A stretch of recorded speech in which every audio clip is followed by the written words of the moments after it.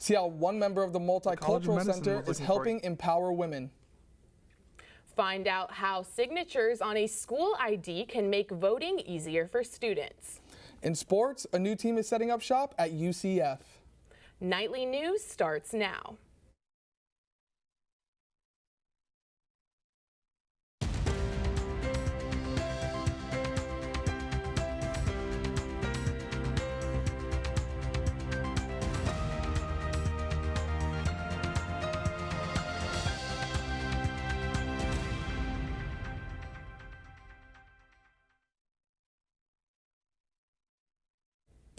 Good afternoon and welcome to Nightly News. I'm Brianna Sorensen. And I'm Nick Santiago. Today is Friday, February 8th, 2019. Winter Park Police Department arrested the wife of a UCF faculty member on Wednesday as the main suspect in his death. Danielle Redlick, the wife of Michael Redlick, is being held without bond at the Orange County Jail. WPPD released a statement on January 12th saying officers responded to the 1200 block of Temple Drive in regards to a deceased male. Michael Redlick was the director of sports business management here at UCF. According to an arrest affidavit, Michael Redlick suffered a stab wound to the torso. The District 9 medical examiner ruled it as the cause of death. Nightly News has been following this case since January 12th. Danielle Redlick made her first appearance in front of a judge yesterday morning. Nightly News reporter Haley Rowland is here in the studio with all the new information about the case. Yes, thank you, Nick and Bree. A lot has happened in the past 2 days regarding this case. Redlick was arrested Wednesday just before noon, and it only took a few hours before the arrest affidavit was released by WPPD. Now, that 10-page document details everything that happened between January 12th and now. And yesterday, Winter Park Police Department released the 911 call Redlick made on January 12th, nearly 11 hours after her husband died. After piecing through the affidavit and the call log, we now know Redlick went back and forth in telling dispatch how her husband died. According to the affidavit, she says he had a heart attack, and then she says he stabbed himself. And throughout the 10-page affidavit, we can start to put together what police say may have happened between Redlick and her husband nearly a month ago. In her 911 call, you can hear Redlick crying and breathing heavily. However, when she made her first appearance, she stood emotionless next to the public defender. Redlick has been charged with second-degree felony murder and tampering with evidence. For now, she'll stay behind bars with no chance of bond. We'll continue to cover this, but for now, let's take it back to Nick and Bree at the desk. The U.S. Department of Education officially recognized UCF as a Hispanic-serving institution. The university's Hispanic population jumped to 25%. That's a total of 16,000 Hispanic students. The new designation allows UCF to compete for federal funding opportunities. Uruguayan student Jonathan Nesper says this can create more opportunity for students like himself.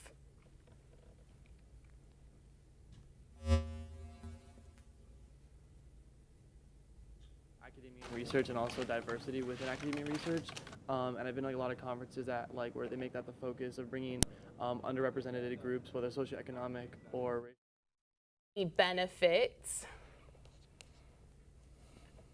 They will not only benefit Hispanic students, it will also increase education and funding for low-income students too. A new petition to the Florida legislature is aiming to make student ID cards comply with voter ID law. If passed, students will be able to use their student IDs in upcoming elections. Here is UCF Nightly News reporter Carolina Tessuto with more. With the UCF ID, students are able to buy things, get Scantrons, access student-only locations such as all-night study, and even get into their dorms. But soon, students may be able to use these same IDs to vote in elections. A new campaign called Southern Students Vote is petitioning the Florida legislature to make university IDs adhere by voter ID guidelines. UCF student Michael Desmond thinks that using student IDs as voter IDs would be convenient. We're already handing them out to every student in our university, so it's just practical to make it so that every student can use it to go vote. This campaign even gained the attention of the SGA Senate. SGA Senator Anthony Lopez is spearheading a resolution backing the Southern Students Votes initiative. Pressure from universities is probably one of the best ways to get this passed, simply because, it affects college students the most. The Florida Division of Elections says student IDs can be used to vote, but all IDs must include a signature and picture identification. Professor Philip Pollock says that IDs are not a deterrent for young voters. Most of the impediments for young people voting are all psychological. It's not as engaged in politics as older generations are, not as embedded in the community as older generations are. In Orlando, Carolina Tessuto with UCF Nightly News. If passed, the voter ID campaign will affect the 2020 presidential elections. The Southern Students Vote petition to the Florida legislator, Let Florida Students Vote, can be found on change.org. 4 organizations are coming together to plan the first Establish Her Summit. The Multicultural Academic Student Services is teaming up with 3 other organizations on campus to empower women. The founder of the summit, Stephanie Campbell, says the summit came to be by noticing the needs of women in the community. With Establish Her, the focuses are more on like self-care, professional development, and personal development, because I feel like that more related to like what young women in college would need or be seeking out for themselves right now. Campbell hopes this summit will empower women to have confidence in their personal and professional life. The conference kicks off today at 5 p.m. in the Student Union. A new study by the National Safety Council says Americans are more likely to die of an opioid overdose than a car accident. Opioids are becoming more powerful, leading to an increase of deaths. Nightly News reporter Abizola Adiamo explains more on how opioid use changed the path of one UCF student's life. Junior psychology major Alex Lewis started using drugs at 15. With peer pressure from the wrong crowd, he says he soon became addicted to pills, heroin, and other drugs. Lewis says that every day was a cycle of finding money for drugs. I just really had like no friends, my family, they were pretty much done with me after a while. According to the NSC, the odds of dying of an accidental opioid overdose is 1 in 96. For the first time, this surpasses the odds of dying of a car crash, which is 1 in 103. Carfentanil is a synthetic opioid that's about 5,000 times more powerful than heroin. A lethal dose is about the size of Abraham Lincoln's nose on this penny. Associate Director of Healthcare Tom Hall says that the drug's addictive properties is what spurred the high demand. And the more we're dependent on the drug, the less our brain naturally produces those endorphins. And then we end up with the addiction. 5 years ago, Lewis decided to get sober. After being charged with a felony for drug possession, he wanted to make a change in his life. I was just like, I want to die, but I'm not okay with being stupid, and going after drugs really makes me stupid. And that was kind of like the first spark, I guess, of wanting to be sober. Now, Lewis says he's motivated to stay sober and make improvements in the rehab industry. In Orange County, Abisola Adeyema, UCF Nightly News. Awesome. UCF's Behavioral Health Center provides services for students who are dealing with substance abuse. There is also a student organization called Sober Nights for support. It was pretty chilly this morning, right, Nick? Yeah, it's pretty cold. Hope I don't need my sweater. We've got Chris Tran outside to tell us more about what the weather's like. Thanks, Brianna and Nick. It's looking pretty nice outside right now. Right now we got a temperature of about 68 degrees, so it's a nice way to start your Friday. Although it is pretty humid outside, we got about an 81% humidity, so if I were you, I'd probably wait to go outside until that clears by. As far as wind is concerned, nothing major, just 3-mile-an-hour winds coming out of the northwest, so shouldn't be a problem there. If you do decide to go outside, you won't have to worry about any rain, as there's a 0% chance of precipitation, so you'll be all clear there. That's all I have for you right now. We'll send it back to the desk with Brianna and Nick. Thanks, Chris. Up next, find out which history maker is this week's Community Black History Month Spotlight. Plus, how medical students are combating the stress of a rigorous program.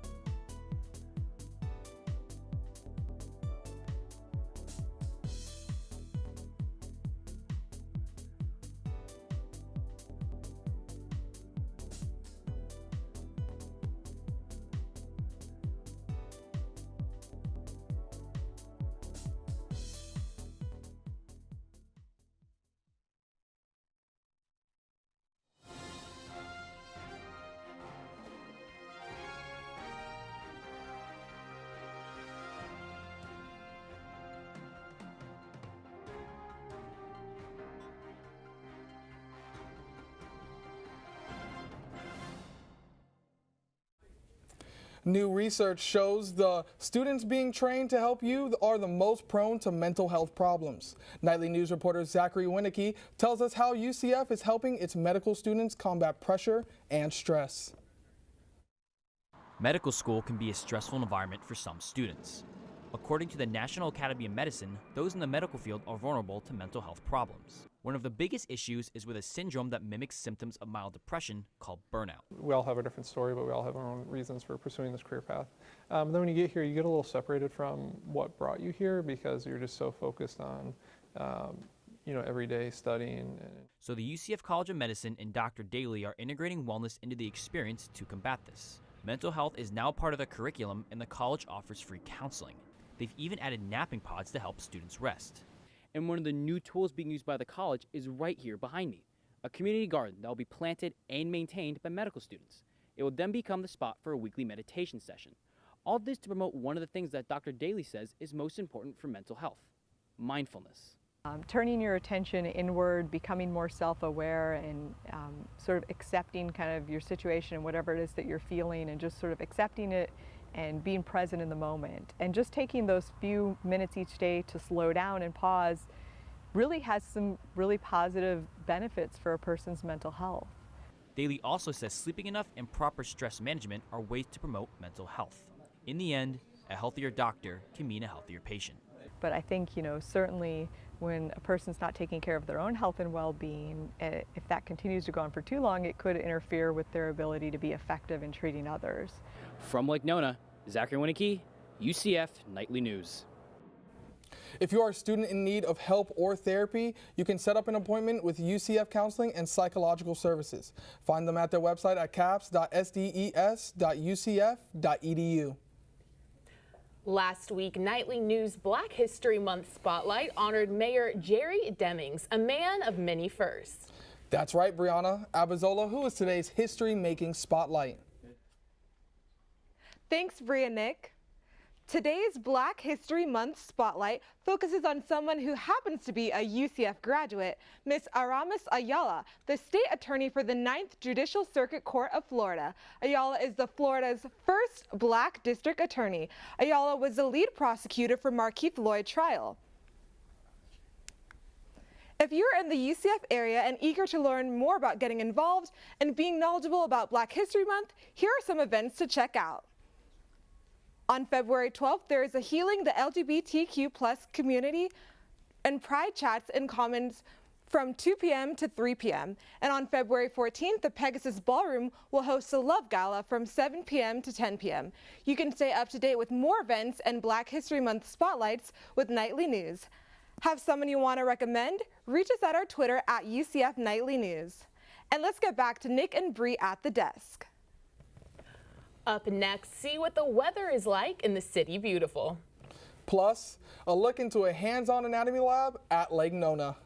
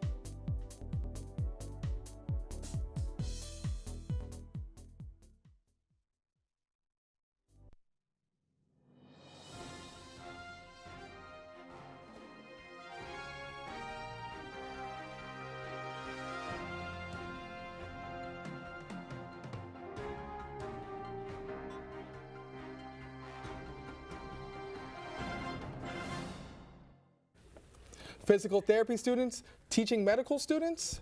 UCF's College of Medicine started a new anatomy lab where graduate students are the professors. Nightly News tells us more on why physical therapy students were brought in to teach using cadavers.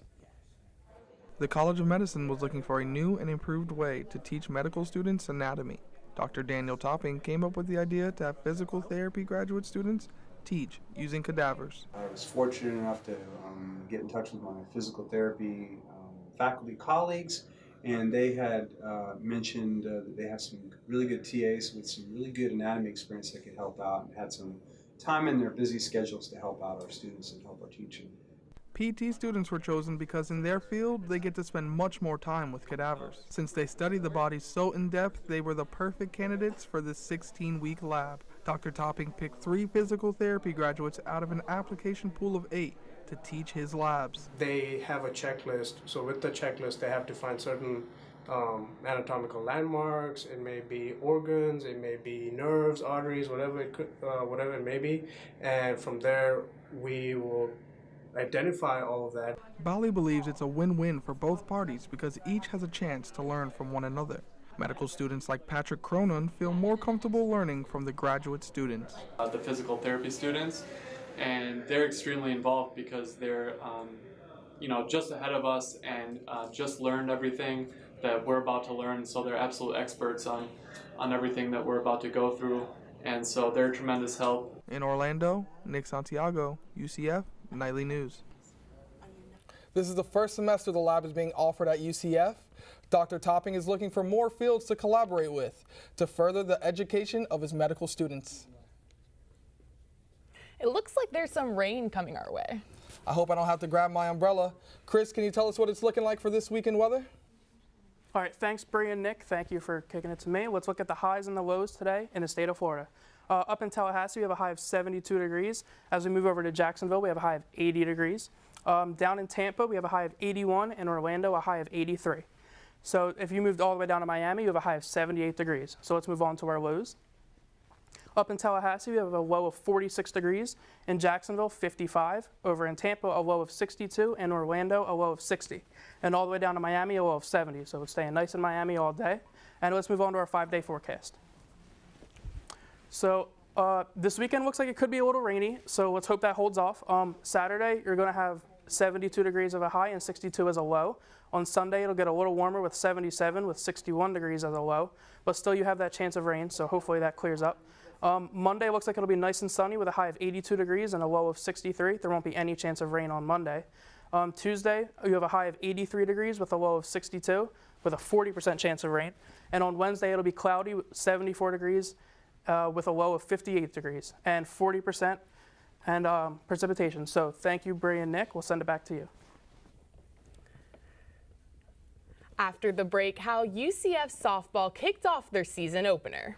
Plus, check to see if the Knights conquered the Cougars in basketball.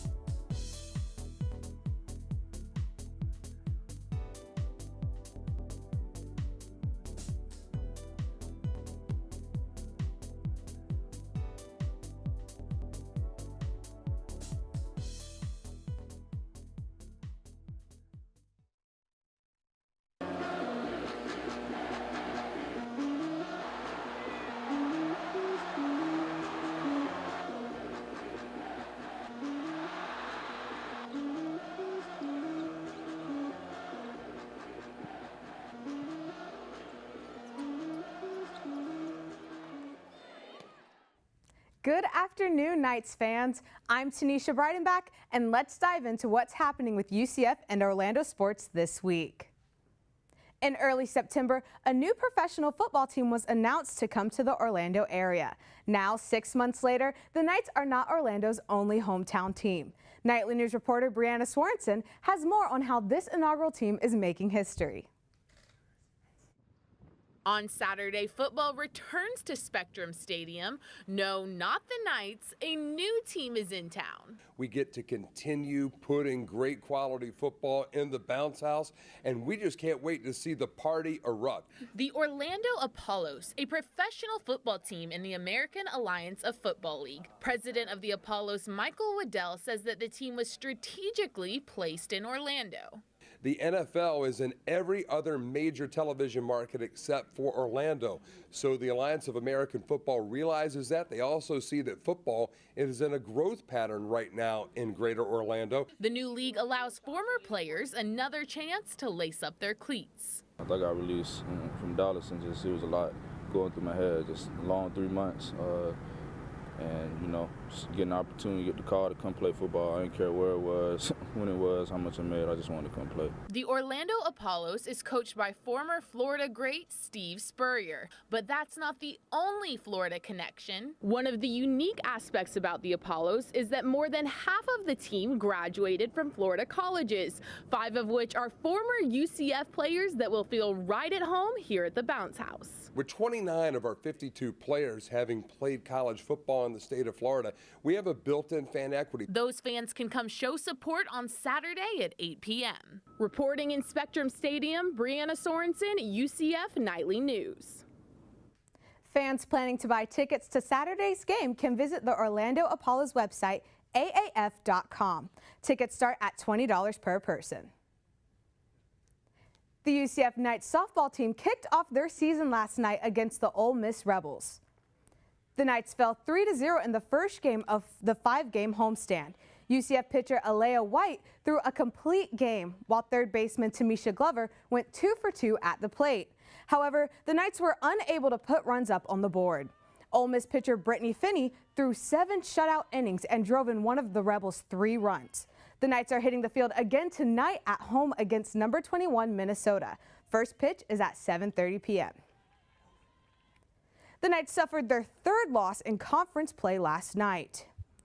UCF lost to number 12 Houston 77-68.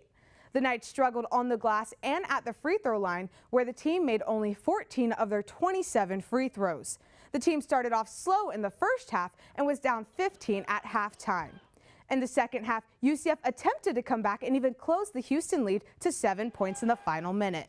In the end, it was not enough for the Knights. The Knights now sit at 16-5 on the regular season and 4th in the AAC standings. The Knights' next game is Sunday at SMU. Tip-off starts at 2 p.m. And that's all the time we have for sports. Back to Bree and Nick at the desk. That's all the time we have for now. Thanks for joining us. Remember, you can always keep up with us during the week on our YouTube, UCF Nightly News. And if you've got a story idea you want us to know about, send it our way. You can reach us at nightlynewsucf@gmail.com. Thanks for watching and have a great day.